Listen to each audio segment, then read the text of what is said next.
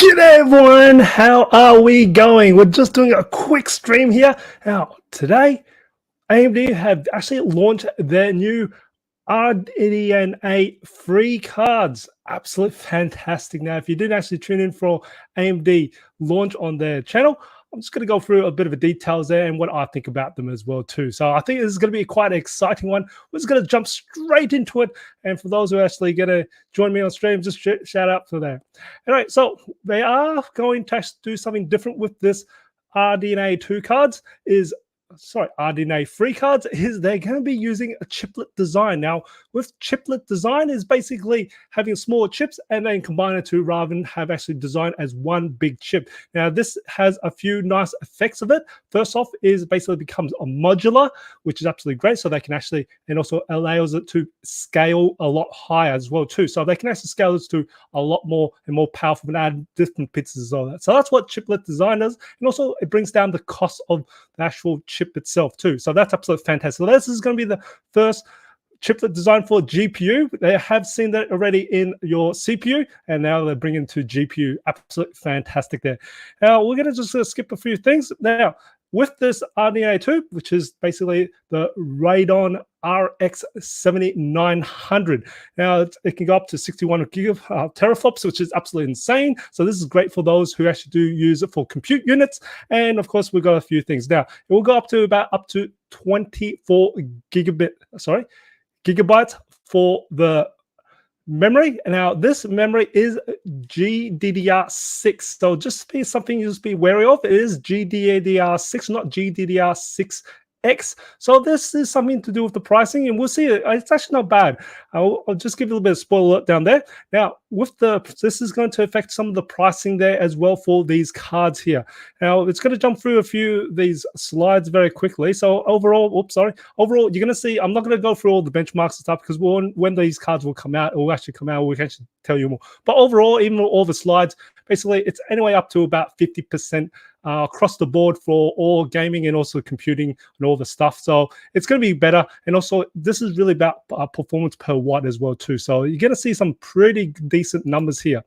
Now, so what they've launched is actually two cards. The first one is the RX 7900 XTX, which has the 24 gig for the memory, and then they've also got the RX 7900 XT. Now, this XT is the 20 gig model for those who just don't really need that much. Also, I will go through a little bit on why there is a few differences between those two there.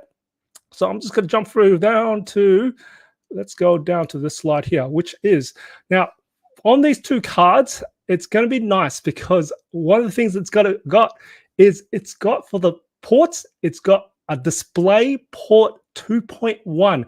Now, this is going to be very good for the future as it's able to support very high resolution, also very fast monitors or displays. Now, this is going to be allowed to work on 8Ks up to 165 hertz for those refresh rates on 8K. So that's going to be good. And we're going to start to see some of these monitors coming out probably in the next CES in 2023.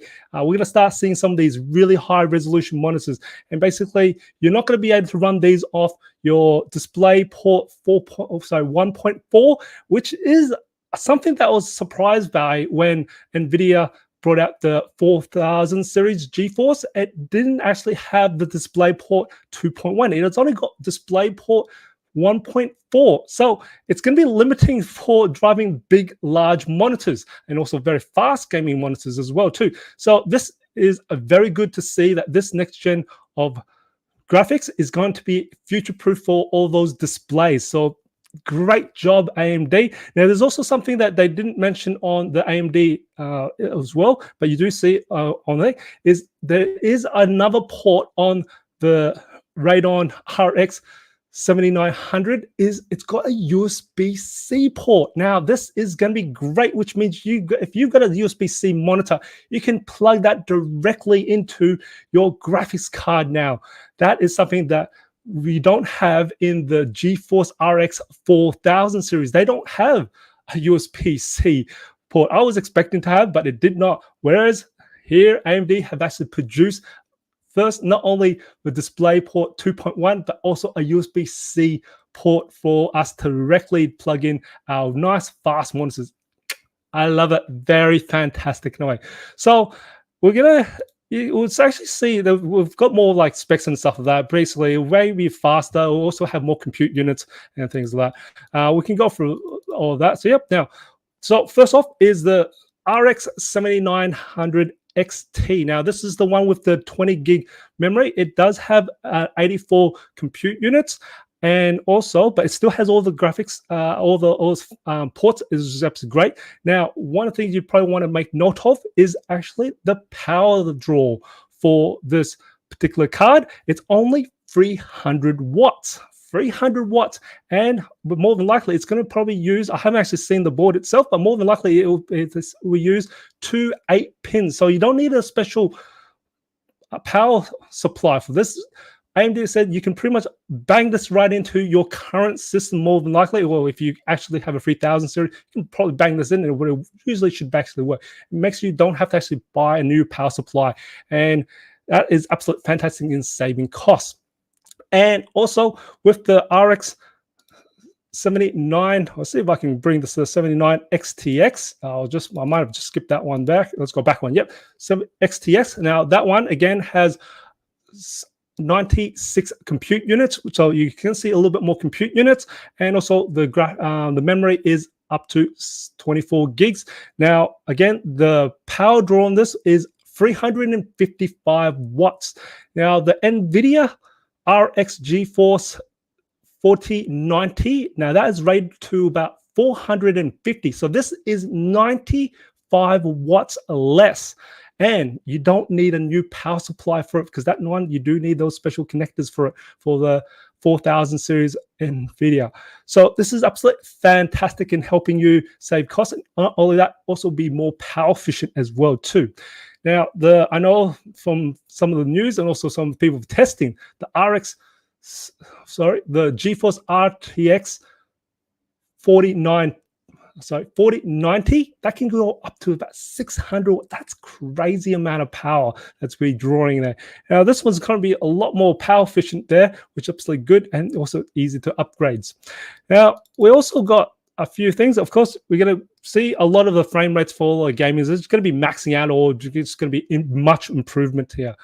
Now, what I want to actually talk about is also, if I can just find the slide, we just skipped it, is actually the slot size. So they did demonstrate you're going to be hopefully be very easily slot into your current case if you're actually running already a Radeon or even RTX 3000 series card. This should actually pop it in very easy. So it's actually about 2.5 slot size, whereas the new 4000, the RTX 4000, that's going to require about 3.5 bays. That's going to be a lot bigger. So this is good to see that AMD have actually still kept the actual footprint pretty much the same size. It's going to be very different for the RTX 4000 series for the GeForce. So this is absolutely great thing. Another advantage of seeing AMD is thinking about ahead for especially the users as well too. So this is going to be very good for spaceways, which means you can hopefully give a little extra more space, as you usually should allow extra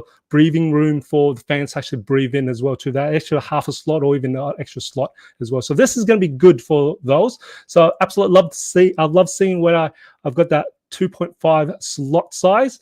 And last but not least, we also have, I'm just going to bring this thing up, is when I was going through the benchmark, is the price. Now, this was a big surprise to me. When I actually saw the price of this, I also saw when I was watching the live stream for this, when they announced that someone was actually standing up. The price for the RX 7900 XTX is $999. That's USD. That is a very, very good price. Now, and also the RTX 7900 XT is $89.9. So those are very decent price. Now, just to give you a bit of a comparison with the NVIDIA RTX 4090, that was launched with a $15.99 price tag. So this is nearly half, or what would you say, 50% cheaper would you say that's 50%? Well, if you wouldn't say 50%, it would probably be, well, 50% is actually a little bit less than that. My math is actually bad, but I would say that's at least a good $600 cheaper. So that's a big saving there. Now, as you see from my actual thumbnail and also from my title, I said this could be a game changer. Now, why would I say this would be a game changer? Because of the price. And this could, and one of the things that has a lot of, well, I would say, an issue, especially in the professional world and for AMD, is that a lot of vendors aren't really optimizing for AMD or Radeon cards.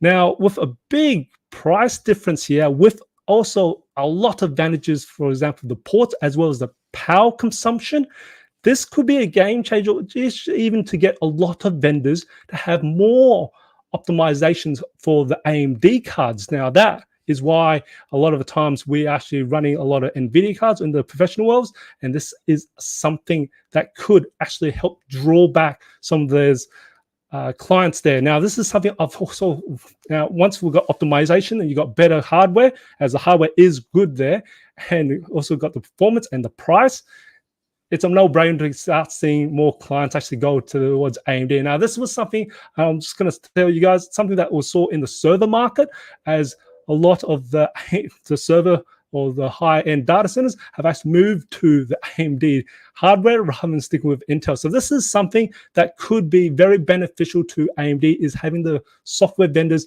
have more optimization for AMD, because that's something that is a bit lacking. And this could actually draw more, as more users want to actually have these cards, because they are a lot cheaper and able to produce a lot more future-proof, not only better features as well as performance. And this is something that is going to be very, very good. Now, I hope you find this. If you've got any questions, shoot it in the comments below. But else, I think AMD have done a fantastic job in launching this particular product. So definitely good luck on that. I really love to see, once I get my hands on these Radeon RX 7900 cards, I'll definitely love to do benchmark of that. And as always, hope you enjoyed this video. If you did, even support my channel, smash that like button for me. And as always, imperfections in life makes it beautiful and interesting. And I'll see you next video.